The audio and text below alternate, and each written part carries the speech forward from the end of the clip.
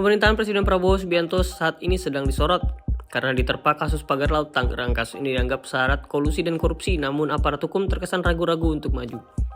Kepala Pusat Penerangan Hukum Kejagung Hardy Siregar mengatakan pihaknya terus memantau perkembangan masalah pagar laut. Menurutnya Kejagung mendahulukan lembaga-lembaga yang jadi lini sektor terkait dalam polemik ini. Hardy mengatakan pihaknya akan melakukan pendalaman apakah dalam perkara pagar laut ini ada indikasi tindak pidana korupsi yang terjadi, termasuk apabila ditemukan bahwa proses perizinan atau pembuatan sertifikat pagar laut ini terindikasi tindakan korupsi. Jika ditemui unsur-unsur terkait tindak pidana tersebut, Kejagung akan proaktif dan mengusut kasus ini.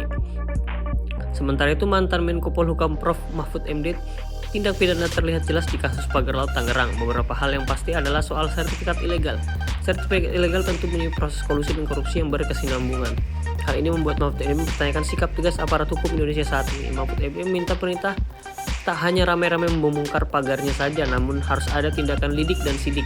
Mahfud MD bahkan menyebut pemerintah aneh karena tak tersegera menetapkan lidik dan sidik pagar laut sebagai kasus pidana. Terkait polemik pagar laut Tangerang, Menteri ATR BPN Nusron Wahid telah resmi membatalkan jumlah sertifikat yang terbit di area tersebut. Proses pembatalan sertifikat ini dilakukan dengan memeriksa 3 hal utama, yaitu dokumentasi yuridis, prosedur administrasi, dan kondisi fisik material tanah. Sejumlah pihak terkait penerbitan sertifikat ini sudah diperiksa. Para pihak terkait dalam penerbitan sertifikat tersebut dikategorikan sebagai tindak pidana dan semestinya dijatuhi sanksi. Bagi pejabat ATR BPN, Nusron menganggapnya sebagai tindakan maladministratif. Dalam upaya meningkatkan pengawasan, Kementerian ATR BPN berkomitmen untuk meningkatkan manajemen risiko serta ketelitian petugas dalam proses verifikasi.